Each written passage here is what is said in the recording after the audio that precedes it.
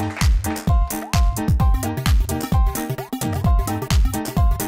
before you speak. I just got it. The last time I told you, when you told your mother, and your mother told me that you told her the secret, I told you not to tell me. Hi everybody, welcome back to Lip Service on Bent TV. We've been off air for a few weeks, but we are back with a whole bunch of problems. And our regular panellists, Nate and Craig, and our special guest panellist, Alexandra, welcome. Thank you, Simon. Thank you very much for joining us. You're welcome. Good. Shall we get straight into it then? Let's get into it. We've got a bit of a backlog of problems because we've been off air for a little while, so people are waiting there anxiously. Stephen wrote in, I've been in love with my friend for 4 years. If you think that's bad, there's more. I'm gay, or Stephen's gay in this particular situation. And his best friend is straight. No. They've been friends for about 8 years.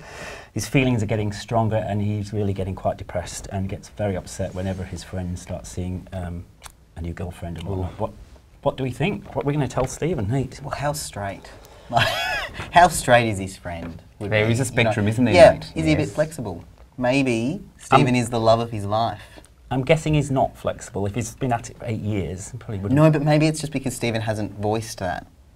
He has told him. He has told him how he? he felt. Yes. I missed that bit. Yeah, I didn't read that bit out. Just for brevity. Oh. And they managed to retain a friendship. That's nice, at least. And he has a regular girlfriend, so I guess the straight guy. Mm-hmm. We've all been there. Mm-hmm. We've all been there. And it landed in tears. Yeah. It all landed in tears. You've being in love with a straight boy. Yeah, I think have? so. Yeah, I think. Yeah, I do it on a regular basis. That's true. Yes. You know me. What, Alexandra? What do you think? I think he's been so patient. 4 years, 8 years of friendship, and then 4 years where it's been in love. Oh, does he want to be taking the scraps? Because that's what he's getting. Sloppy seconds. Yeah. But how can he? How can you stop yourself being in love with somebody? Stop seeing him. Possibly, that might help.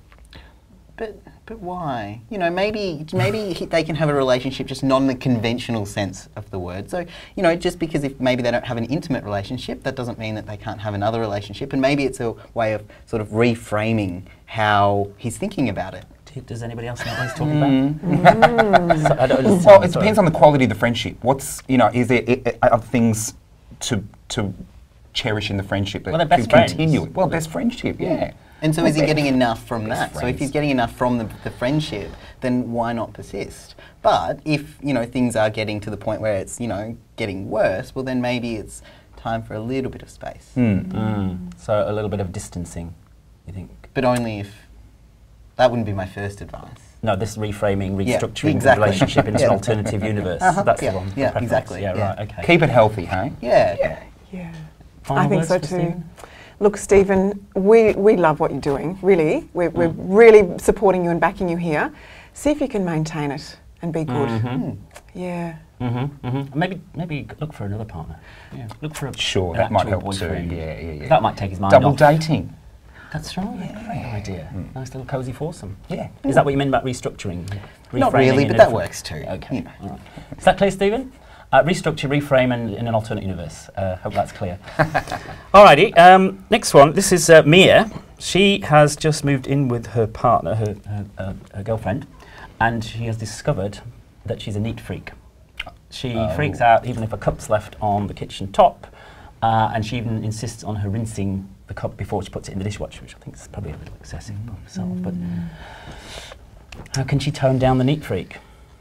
Craig. Well, I don't know. I think some people are a bit over the top when it comes to cleanliness, and some people are really on the other end of the spectrum where they're just really messy and they don't clean up after themselves. A nice balance in between is ideal, but I don't know how you change someone else's domestic habits. I don't think you can. People are very fixed about their domestic habits, I think. If Mia's moved into her partner's house, it's her space, isn't it? Exactly right. But also I think that with, cleanliness and that sort of, house stuff, it's almost like I don't think a compromise is ever going to work for either, if that makes sense, because I don't think that you should be expected to be less neat, or you should... So I think it's almost that the person who's messier needs to come to the table with the, just sort of accept it. And Particularly as Mia is in her Exactly. girlfriend's space, yes. Look, I think so too. I think perhaps give it a little bit of time as well. It's only just fresh and new and they're just adjusting to each other's kind of habits, as you said. And I think they might just need a little bit of time to kind of, you know, work their little niche out together. A bit of compromise. A bit of perhaps. compromise. Yeah. I think it's always a danger if one partner moves in to the other partner's space where they've got an established way of being, and then that other person comes in, and if they're missing or neat, I guess there's a bit of a challenge there. Have you got any personal experience of housemates or partners that have messy housemates, challenging, constant messy housemates? I've got. Have we touched a nerve here? A mild one. Look, people, you know, people just can't clean up after themselves. What is wrong with that? Clean up after yourselves. You know, I'm not a particularly fastidious person, but just a bit of cleaning up after yourselves. Anybody you need to say People this leave to? their mess for days and days. My housemates, yes, are you listening?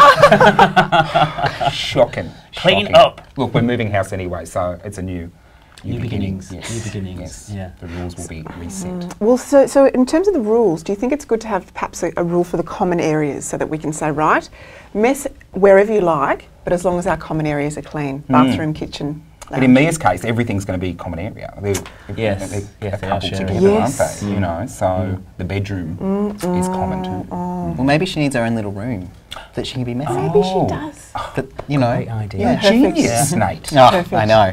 Yes. If it's a 2-bedroom apartment, maybe you could. That's your. You can put your dirty cups in there. Exactly. And have their own messy space. Yeah. Perfect. So that's Yeah, I think it compromise, isn't it? works. I think that's a compromise. lovely suggestion. Yeah. What's a 1-bedroom apartment now? Messy corner with some drapes. Any personal experience from you, Alexandra, on this one?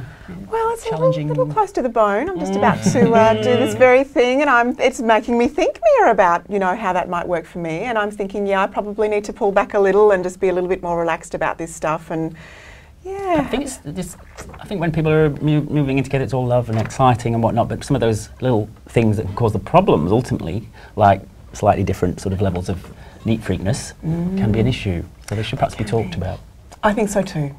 Hopefully that was helpful, Mia. We'll see you next time on Lip Service.